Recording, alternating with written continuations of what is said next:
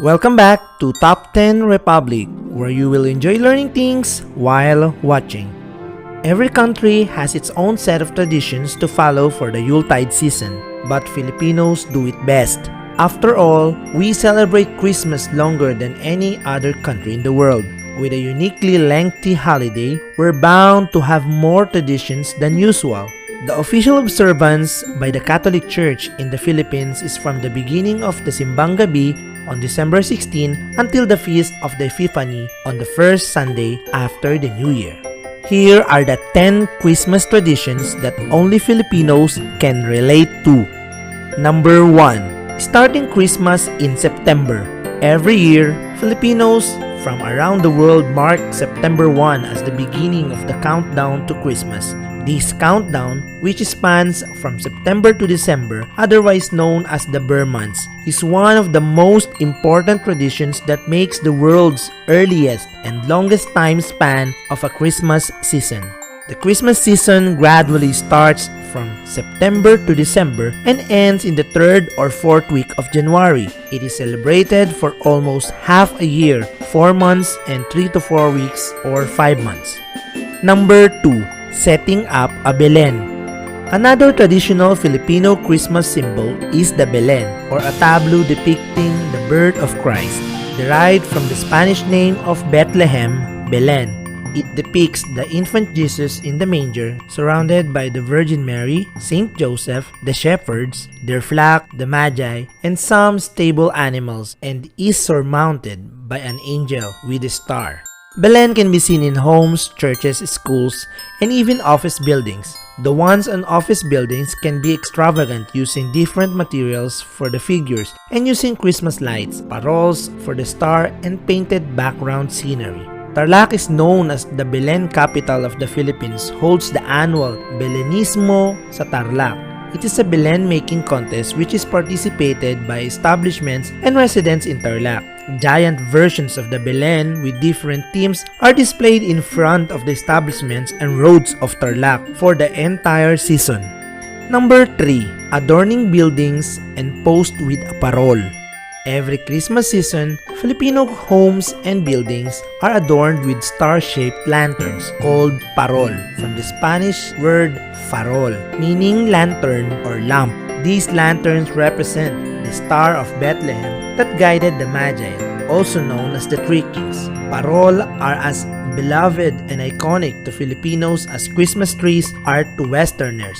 The most common form of the lantern is a 5-pointed star with 2 tails at the lower 2 tips. The earliest paroles were made from simple materials like bamboo, Japanese rice paper, or crepe paper, and were lit by a candle or coconut oil lamp. Simple paroles can be easily constructed with just 10 bamboo sticks, paper, and glue. Parole making is a folk craft, and many Filipino children often craft them as a school project or for leisure.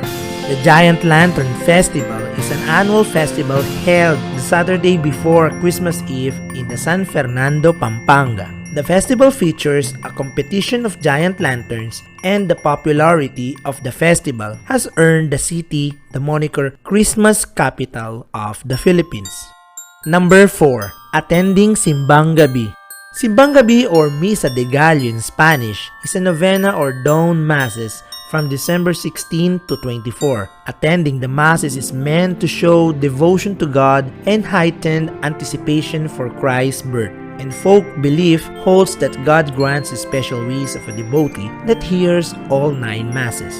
Morning observance of Simbang Gabi this holiday begins as early as 3 o'clock a.m., while in some parishes anticipated masses begin the previous evening at 8 o'clock p.m. or as early as 7:30 p.m. After hearing Mass, Catholic families buy traditional Filipino holiday fare for breakfast outside the church and eat it either within the church or at home. Number 5. Caroling from house to house. For most countries, Christmas caroling means a whole production of good vocals, coordinated outfits, instruments, and well-practiced Christmas tunes. For us, it's become a humorous affair. In the Philippines, children and adults in small groups go from house to house singing Christmas carols, which they called pangangaroling, starting from early December. Makeshift instruments include tambourines made with tansans strung on a piece of wire with the traditional chant of namamasko po. These carolers wait expectantly for the homeowners to reward them with coins. Afterward, the carolers thank the generous homeowners by singing, "Thank you, thank you, thank you, ang babait ninyo." Number 6. Attending Misa de Gallo on Christmas Eve. The Christmas Mass that most Filipinos attend, Misa de Gallo, differs from regular Sunday Mass. The Misa de Gallo is celebrated on December 25 and is usually one of several masses that all family members are present. The Misa de Gallo is often celebrated between 10 p.m. and midnight, a schedule preferred by many Filipinos who stay up late on Christmas Eve for the night-long celebration of the Noche Buena. It's a celebration that includes lighting candles, projector displays, and sometimes a reenactment of the story of how baby Jesus was born. Number 7. Waking up for Noche Buena. Most people eat their Christmas dinner either on Christmas Eve or Christmas night, but Filipinos often wake up at midnight to welcome Christmas Day with Noche Buena, a lavish feast of traditional Filipino Christmas dishes like lechon, queso, hamon, spaghetti, and fruit salad.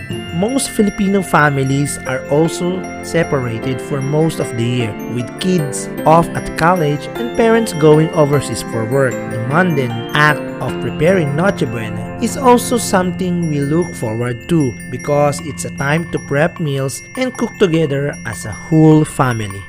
Number 8. Monito and Monita. Exchanging gifts the straightforward way is boring, so we put a Filipino twist on it. Not only do you have to find the perfect present for your Monita or Monita, you also have to describe them, have everyone guess who it is, and sing the classic "I love you my Monito, Monita, yes I do" song before giving your gift. It sounds like a lot of work, but this the season of giving. It's a joy to see how happy everyone gets from all their gifts. Number 9. Awaiting aguinaldo or pamasko. This is a word heard repeatedly during the Christmas season in the Philippines. Presently, the term is interpreted as gift or money received from benefactors. Aguinaldo is a Spanish term for bonus. This is for the kids who are on the lookout for their ninangs and ninongs all season long. Gifts are fun to unwrap, but receiving a red envelope is just as exciting. Gifted by godparents to their godchildren, the money in these ang pao often go to savings or a nice treat for yourself for the Christmas season. Whether you receive 20 pesos or the big blue ones, we should never forget to be grateful. Number 10. Ending Christmas in January with the Feast of the Three Kings. Even our priests say Christmas is not over until January. The Feast of the Three Kings or the Epiphany is the celebration of the day the three kings reached Jesus in the manger. It's also considered the last day of our lengthy Christmas season. Epiphany occurs on the first Sunday of January, which means Christmas continues until well into the new year. And those are the 10 Christmas traditions that only Filipinos can relate to. Do you have any other Filipino traditions to share? Please write it down in the comment section below. Please kindly support our channel and don't forget to share, like, comment, subscribe, and hit the bell button for you to be informed on our next interesting and educational videos here at Top 10 Republic, where you will enjoy learning things while watching.